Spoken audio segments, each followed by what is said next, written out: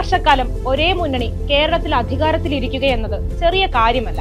എന്നാൽ നിരന്തരം ആ സർക്കാരിനെതിരെ വിമർശനം ഉന്നയിച്ച അന്നത്തെ പ്രതിപക്ഷം ഇന്ന് വലിയ ഭൂരിപക്ഷത്തോടെ, വലിയ ജനപിന്തുണയോടെ അധികാരത്തിലേറിയിരിക്കുന്നു. മുൻ പ്രതിപക്ഷ നേതാവ് മുഖ്യമന്ത്രിയും മുൻ മുഖ്യമന്ത്രി ഇന്ന് പ്രതിപക്ഷ നേതാവുമായിരിക്കുന്നു. വാഗ്ദാനങ്ങൾ ഏറെ മുന്നോട്ട് വെച്ചാണ് UDF അധികാര നിർവഹണത്തിലേക്ക് കടന്നത്. എന്നാൽ സത്യപ്രതിജ്ഞാ ദിവസം തന്നെ രണ്ട് കാര്യങ്ങളിലാണ് ടീം UDF ഞെട്ടിച്ചത്. ഒന്ന് വന്ദേ മാതരമായിരുന്നു. കോൺഗ്രസ് തന്നെ ഔദ്യോഗികമായി അംഗീകരിച്ച വിവാദ ഭാഗങ്ങൾ വെട്ടിക്കളഞ്ഞ വന്ദേ മാതരത്തിന് പകരം വിവാദ ഭാഗം കൂടി ചേർത്ത് സത്യപ്രതിജ്ഞാ ചടങ്ങിൽ, അതും ഇന്ന് കോൺഗ്രസിലെ തലമുതിർന്ന നേതാക്കളെല്ലാം സന്നിഹിതരായ വേദിയിൽ ആലപിച്ചു.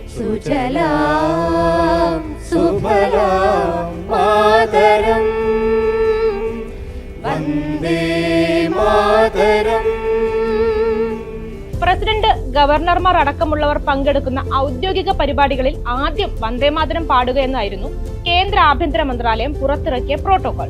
മെയ് 20 ബുധനാഴ്ച അത് നിർബന്ധമാക്കിക്കൊണ്ടുള്ള നിർദ്ദേശവും കേന്ദ്രം പുറപ്പെടുവിച്ചിട്ടുണ്ട്. എന്നാൽ കേന്ദ്രം ഭരിക്കുന്ന NDA സർക്കാർ കാലങ്ങളായി ഉന്നയിക്കുന്ന ആവശ്യമാണ് ദേശഭക്തി ഗാനമായ ജനഗണമനയ്ക്ക് മുകളിൽ ദേശീയ ഗാനമായ വന്ദേ മാതരത്തെ നിർത്തുകയെന്നത്. അതിനുള്ള പോംവഴിയായിരുന്നു അവർക്കിത് നിർബന്ധമായ പ്രോട്ടോകോൾ ആക്കി മാറ്റുക എന്നത്. 2026 മാർച്ച് 25 വന്ദേമാതരം നിർബന്ധമാക്കുന്നത് സംബന്ധിച്ച് സുപ്രീം കോടതിയിൽ മഹാരാഷ്ട്ര സർക്കാർ നൽകിയ ഹർജി തള്ളിക്കൊണ്ട് സുപ്രീം കോടതി പറഞ്ഞത് ഇങ്ങനെയാണ്: വന്ദേമാതരം ആലപിക്കണമെന്ന് നിർബന്ധമില്ലെന്ന്. കേന്ദ്രത്തിന്റേത് ഒരു നിർദ്ദേശമായി കണ്ടാൽ മതിയെന്നും അത് ആലപിച്ചില്ല എന്നതുകൊണ്ട് നടപടികളിലേക്ക് കടക്കേണ്ടതില്ലെന്നും സുപ്രീം കോടതി പറഞ്ഞു.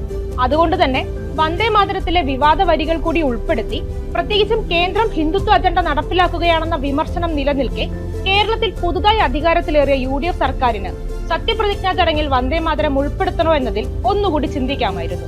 മാത്രമല്ല, കോൺഗ്രസ് തന്നെ ഔദ്യോഗികമായി വന്ദേമാതരത്തിന്റെ 2 ഇരടികൾ മാത്രമാണ് അംഗീകരിച്ചത് എന്നിരിക്കെ തമിഴ്നാട്ടിലും സമാനമായ സാഹചര്യം ഉണ്ടായെന്ന് കൂടി ഇതിനൊപ്പം ഓർമ്മിപ്പിക്കുന്നു.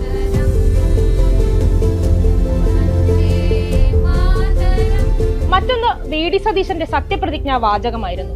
പ്രതിപക്ഷ നേതാവായിരുന്ന 5 വർഷക്കാലം താൻ നെഹ്റുവിയൻ ലെഫ്റ്റ് അല്ലെങ്കിൽ സോഷ്യലിസ്റ്റ് ആണെന്ന് പറഞ്ഞ VD സതീശൻ മുഖ്യമന്ത്രിയായി സത്യപ്രതിജ്ഞ ചെയ്തപ്പോൾ അത് ഇങ്ങനെയായിരുന്നു: വടശ്ശേരി ദാമോദരൻ മേനോൻ സതീശൻ എന്ന ഞാൻ എന്ന്. വടശ്ശേരി ദാമോദര മേനോൻ സതീശൻ എന്ന ഞാൻ. ഇത്രയും കാലം MLA ആയി സത്യപ്രതിജ്ഞ ചെയ്തപ്പോഴൊന്നും പേരിനൊപ്പം ഇല്ലാതിരുന്ന ജാതിവാൽ മുഖ്യമന്ത്രിയായി സത്യപ്രതിജ്ഞ ചെയ്തപ്പോൾ VD സതീശൻ അത് പേരിനൊപ്പം ചേർത്തു. നെഹ്റുവിയൻ സോഷ്യലിസ്റ്റ് ആണെന്ന് സ്വയം അവകാശപ്പെടുന്ന VD സതീശൻ അതേ ലെഫ്റ്റ് പാത പിന്തുടർന്നുകൊണ്ടാണോ മേനോൻ എന്ന് ചേർത്തതെന്ന വിമർശനം ഉയരുന്നുണ്ട്. എന്നാൽ അച്ഛന്റെ പേരാണ് ദാമോദരൻ മേനോൻ എന്നും അത് പറയുന്നതിൽ എന്താണ് കുഴപ്പമെന്നും അമ്മയുടെ പേര് പറയാനാകാത്തതിൽ സങ്കടമുണ്ടെന്നും ഒക്കെയാണ് വളരെ നിഷ്കളങ്കമായി കേരളത്തിന്റെ മുഖ്യമന്ത്രി പറഞ്ഞത്. ഞാൻ എന്റെ അച്ഛന്റെ പേര് പറഞ്ഞ എന്താ കുഴപ്പം? എന്റെ അച്ഛന്റെ പേര് അതാണ്. എനിക്ക് അമ്മയുടെ പേര് കൂടി പറയാത്തതിൽ സങ്കടമുണ്ട്. ഞങ്ങൾ സെക്യുലർ ഗവൺമെന്റ് ആയിരിക്കുമെന്ന് നിരന്തരം പറയുന്ന VD സതീശൻ അച്ഛന്റെ പേര് പറഞ്ഞതിൽ എന്താണ് കുഴപ്പമെന്ന് മറുചോദ്യം ചോദിച്ച് ആ വിഷയത്തെ ഇനിയൊരു ചർച്ചയ്ക്കെടുക്കാൻ സാധിക്കാത്ത വിധം ഒതുക്കുകയാണ് ഉണ്ടായത്. മാധ്യമങ്ങളിൽ നിന്ന് പോലും അതിനെ കവച്ചു വെച്ചൊരു ചോദ്യം പിന്നീട് ഉണ്ടായില്ലെന്നതും ശ്രദ്ധേയമാണ്. മതേതര സർക്കാരിന് നേതൃത്വം നൽകേണ്ട മുഖ്യമന്ത്രി സത്യപ്രതിജ്ഞയിൽ തന്നെ ജാതി പ്രസ്താവിക്കുന്നത് എന്തുതരം മാതൃകയാണ് മുന്നോട്ട് വെക്കുന്നതെന്നാണ് പ്രധാനമായും ഉയരുന്ന വിമർശനം. അത് അദ്ദേഹത്തിന്റെ ഔദ്യോഗിക നാമമല്ലേ എന്ന് പറഞ്ഞ് ജാതി പ്രസ്താവനയെ ന്യായീകരിക്കുന്നവരും കുറവല്ല.